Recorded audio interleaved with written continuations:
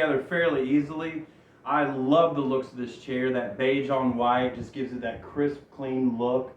It's very comfortable. It's got the lower lumbar support in here, that mesh backing where it's breathable. It's a very lightweight, easy gliding around, moving around, easy for you to move. It kind of reminds me of being a kid sliding around.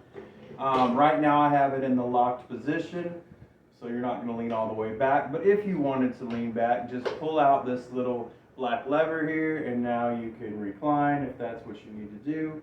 And then lean back forward, press it in, and you're good to go.